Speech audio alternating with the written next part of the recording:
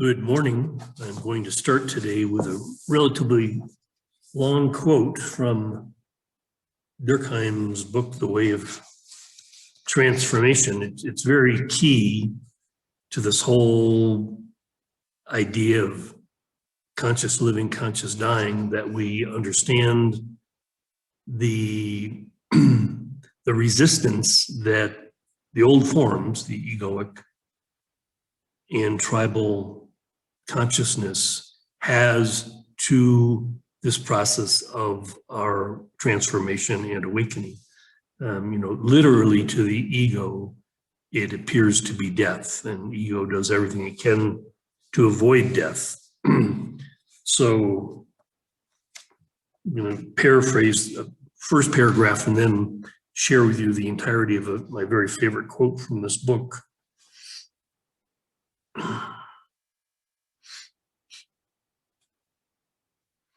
Everything that serves to undermine the foundations or to destroy the supports on which the world ego hitherto relied and established itself implements the exercise that prepares us for this kind of inner knowing.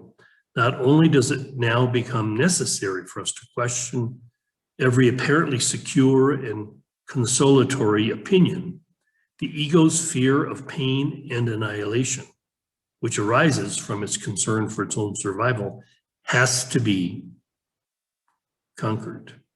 It is only when we have learned to risk over and over again all that has seemed assured that that which is forever unknowable can break luminously upon us. Only then can greater life bestow upon us its light as well as its darkness. Only then can divine being enfold, renew, and transform us. Okay, so here's the quote that I absolutely love. The ones who, really being on the way, fall upon hard times in the world will not, as a consequence, turn to friends who offer refuge and comfort and encourage the old self to survive. Rather, they will seek out someone who will faithfully and inexorably help them to risk themselves so that they may endure the suffering and pass courageously through it, thus making of it a raft that leads to the far shore. Only to the extent that we expose ourselves over and over again to annihilation can that which is indestructible arise within us. In this lies the dignity of daring. Thus, the aim of practice is not to develop an attitude which allows us to acquire a state of harmony and peace wherein nothing can ever trouble us. On the contrary, practice should teach us to let ourselves be assaulted, perturbed, moved, insulted, broken, and battered. That is to say, it should enable us to dare to let our futile hankering after harmony, surcease from pain and a comfortable life go, in order that we may discover in doing battle with the forces that oppose us, that which awaits us beyond the world of opposites. The first necessity is that we should have the courage to face life and to encounter all that is most perilous in the world. When this is possible, meditation itself becomes the means by which we accept and welcome the demons which arise from the unconscious, a process very different from the practice of concentration on some object as a protection against such forces. Only if we venture repeatedly through zones of annihilation can our contact with divine being, which is beyond annihilation, become firm and stable. The more we learn to confront the world that threatens us with isolation wholeheartedly, the more are the depths of ground being revealed and the possibilities of new life and becoming opened. End quote. Durkheim, The Way of Transformation. Very powerful, very beautiful. I was just watching, and I recommend anyone to check out on their own. Dr. Zach Bush, I was just seeing again this brief 10-minute soliloquy he gives talking about the exquisite and filled with anguish process of our birth, when we're literally being birthed from our mother's womb, which again, I'd recommend is a big part. My whole journey began as a result of a death rebirth experience where I literally remembered my physical birth. It's an amazing thing. This whole process of birth and death, death and birth, birth, death, death, birth. It's a remarkable thing. Against it's what he's referring to, Durkheim. These zones of annihilation, because when we're born, we go through this incredible annihilation. Everything that we had come to know in the womb state, which for most people is pretty blissful, is shattered when we're born, and then there's another experience that we'll go through when we drop our body and pass again through this temporary perception of anguish, but then we open to this incredibly beautiful, light-filled paradise. So again, everyone gets these two experiences, death and rebirth. But ideally, if we're really on the path, we will allow life to bring us through these zones of annihilation repeatedly. And by doing so, we come to fully know this divine presence, that which is, again, beyond the world of opposites. And we can walk in this world literally birthing the kingdom of heaven on earth because we know it. We know the kingdom. The kingdom has become clear to us as we've gone through these zones of annihilation. We come to know the state which is beyond annihilation, the state of being, consciousness or being, which is beyond the appearance of death. It's so key to our ability to live beautifully, consciously, in harmony in this world, and we have the ability to create a literal paradise. Zach Bush talks a lot about, the biome and again, how the tragedy for most human beings is they get conditioned to live totally isolated from the richness of the biome, protecting themselves against viruses, protecting themselves against bacteria, protecting themselves against life. Okay, and so Durkheim and Zach Bush would be like this, saying, no, life, the richness of life, will be fully demonstrated to you if you allow it, if you welcome it, if you don't protect yourself from it, shut yourself off from it. We want to be fully immersed in life, in this beautiful biome that we are a part of. Okay, so in this time when people are being invited, perhaps coerced, to cut themselves off, isolate from each other, isolate so that they don't get this crazy virus. I mean, Zach Bush talked long ago, well before this COVID thing was happening, but just about the world of viruses, about the world of bacteria, about the biome, that these natural things are here to teach us, to instruct us, to strengthen us. Our immune system is so remarkable. And I know this from my experience, and I'll share a lot more stories as we go along about how literally our immune system is like this shield of invincibility, that we cannot be hurt, that we cannot die, that this vibrant, eternal reality that we are, that I represent with the name Sun King, is represented in our space-time life as this protection, this immune system, which takes all of this information, bacterial, viral, all of this information, and uses it to build this godlike system where we cannot be sick, where we cannot be hurt, where we cannot die. It might sound crazy, but it's literally true. And I know this from my experience. I've been so close to death so many times, and always that lesson was to show me there is no death. You will not die. You cannot die. So be free and live, breathe, be fully in the biome of life. Enjoy the world, enjoy the body, enjoy life, because your radiant, energetic, eternal being is what's running the show. You know, your body, the body and the person, well, of course, you'll drop them along the way and move on.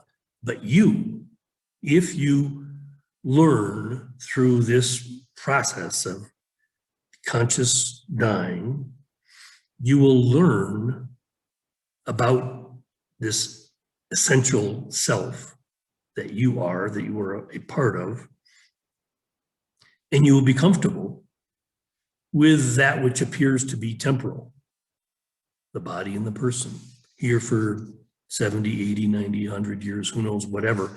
But again, like I've shared before, that if you're walking in this world with one foot in eternity, if you're regularly being used as a conduit for eternity, you have this relationship with eternity that makes the temporal world not a problem. It's like, okay, dancing in the temporal, but with the essence of who you are, eternal, you're not worried, you're not afraid of that which appears to be temporary. Okay, because it's not real. It's an experience you're having, but it's not real. It's not, it doesn't have any permanence. Okay, what is real is permanent. It's eternal. It's never changing, ever. You know, there's always that that flux and flow of life. But the essence of life doesn't change ever. It's a steady state. And that steady state is available to you. You can fully come to know it. It becomes a part of you, part of your expression. Because again, like I'm saying, you're in a regular dialogue with eternity and the space-time world. That's our function, to be that mouthpiece, spokesperson, portal, bridge, conduit. Okay, so we're in moment by moment. As we walk in the space-time world, we're expressing different elements of eternity: beauty, love, peace, joy. These are aspects of eternity as it's expressed through the human form, through the mental, emotional body. It is transformed, like I said before, you know, the leaf taking the sun's energy and transmuting it into oxygen, water, food. We are doing the exact same thing. We are transmuters of this eternal energy into the space-time world, and it comes through us as creativity, joy, love, gratitude, happiness, enthusiasm, you know, literally enthusiasm. Okay, as eternity or God expresses itself through us, what it looks like is enthusiasm, God within. The word means that. So the expression of eternity through you will manifest as enthusiasm. Enthusiasm is a very powerful energy. I guarantee you, because I live with a relative steady state of enthusiasm, it's amazing. I mean, it dictates everything else. Everything else will follow. You know, it's just like a parade or an army or whatever. All the other parts will follow in line with the most powerful, the leader. Okay, the leader of our energetic expression would be enthusiasm. It's the highest state that we accomplish as a human form, as a body person in the world. It's literally taking, you know, in Hawkins, you know, 0 to 1,000. So you have this vibration of 1,000 as it comes into you from eternity. Okay, in eternity, everything is 1,000, right? Nothing's dumbed down. It's just everything radiates at this pure white light, 1,000, you know, again, this is just a relative thing. But if you think about Hawkins' scale, okay, each 100 on his scale is 10 times greater than before. So 500, or if I say 550, which is like the energy of love, okay, it's like 650 radiates 10 times stronger than love. Okay, 750, which is getting to where enthusiasm is 10 times greater than 650, or 100 times greater than love. Okay, powerful, powerful. So with enthusiasm, it's easy for that energy then to become creativity, to become gratitude, to become love, to become all these other things. It's easy. Those are elements that are, again, like dictated by this higher vibrational force or power. Power is a better word than force. That was part of Hawkins' whole thing, power versus force. Power, you know, the power of enthusiasm, which is, again, as this energy enters us, our response is like, oh, wow, holy shit, wow, amazing, great, wow. And then we get to, now we get to express it, we get to play, it's like, it's almost impossible to contain it. Well, it can't be contained. Literally, it can't be contained, so it has to move into other forms. So again, we get to be this thing, and you know, go to my Facebook page if you haven't seen it already, or just Google yourself, Zach Bush, MD. Listen to a couple of his talks. There's two of them, one on total acceptance, that really kind of refers to our experience as we enter this timeless realm. It's his best way of expressing the magnitude of the spiritual dimension, that, you know, way beyond our concept of, you know, love, like, oh, I love you so much. Again, human love is beautiful. It's a very beautiful thing. But divine love is, like I say, it's 1,000 times greater. You know, we're talking about a vibration that's 900. Maybe we can't even talk about 1,000, you know, what that would seem like, because it probably can't be comprehended. But when we're in the state of enthusiasm, which again is this vibration of 800 on the Hawkins scale, we get a sense, wow, if this is that unstoppable, if this is that powerful, just imagine the state that it's coming from, outside of the limitations of space and time.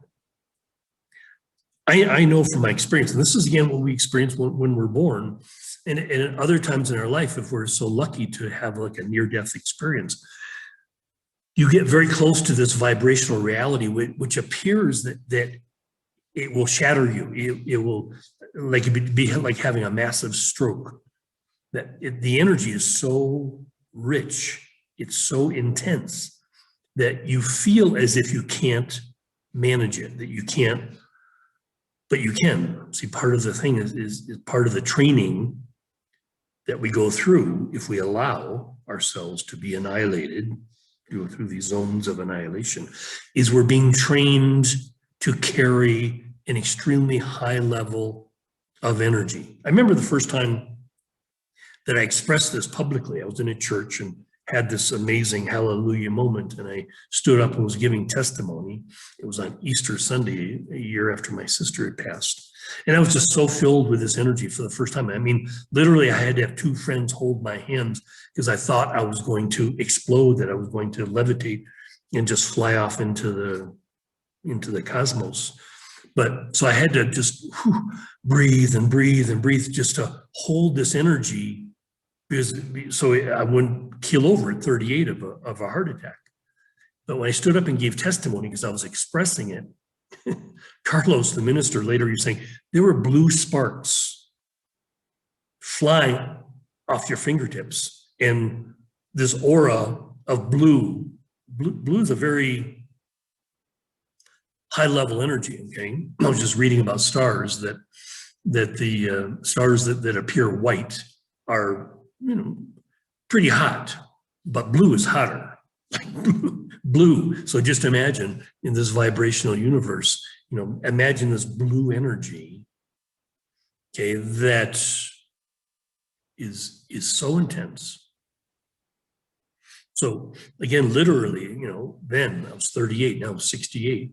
Okay, I've had 30 years to be working with the same energy that wants to move through me all the time. It's like, okay, it's like,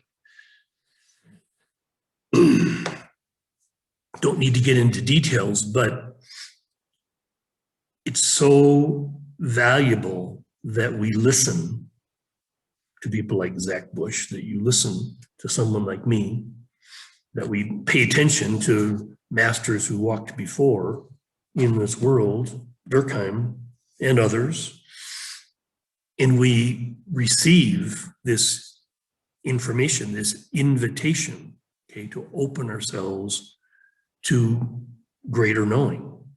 Okay, and again, recognizing the resistance that the old forms are tribal and egoic consciousness, and that which is clearly indicated by the conditioned culture that's it's trying its hardest to stop this from happening.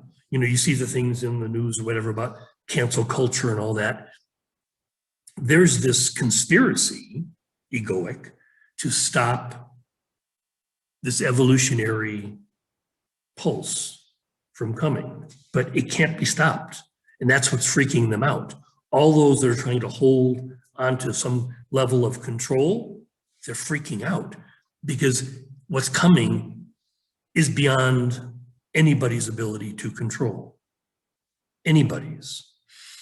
Okay, so, again, pay attention to all the elements of this amazing transformation that we're going through as a species, okay?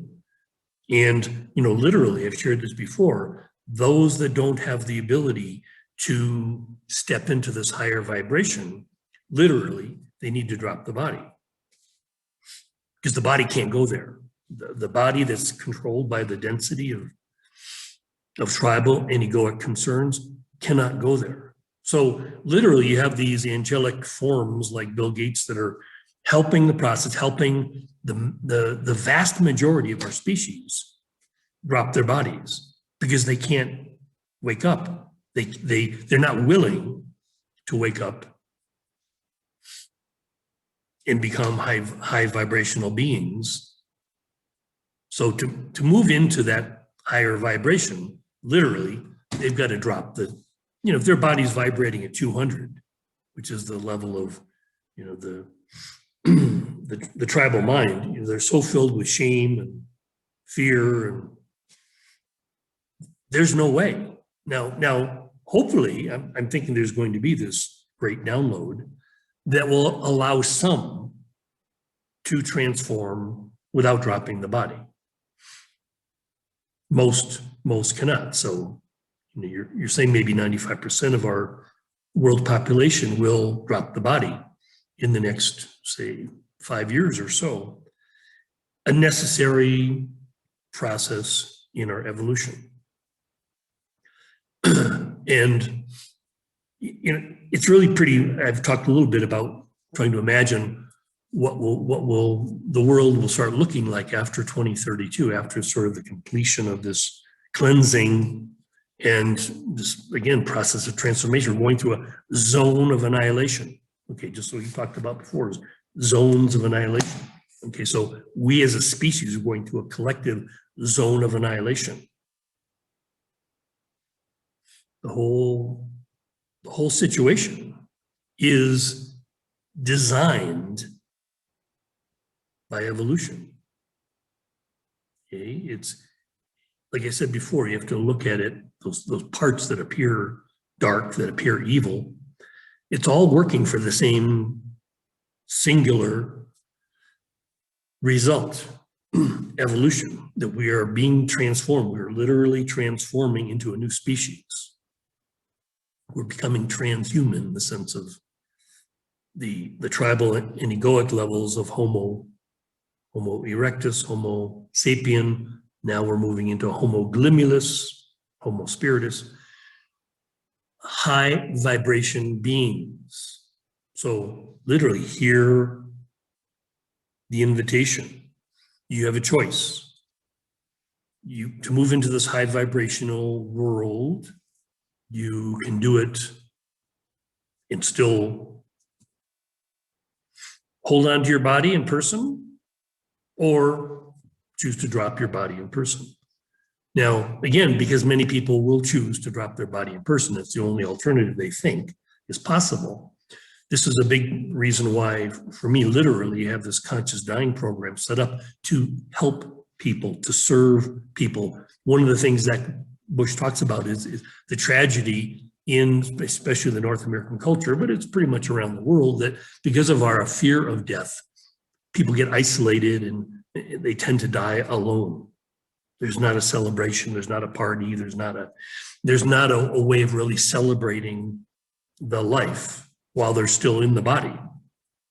And there's not even much opportunity now with the restrictions around gatherings to even have what we used to think of as memorial services for family members, loved ones, and all that. So anyway, that's just another aside, but we are set up here in our community in Ecuador to have people come here who are ready to make their transition, who choose to make the transition in a conscious way, to be birthed into a new earth. And for them, they need to drop the body in order to accomplish that. And that's okay. Again, this thing is nothing more than a device that we're using to carry on in our participation in this process of evolution. Some people, their contribution was made long ago, maybe just by birthing a child or two.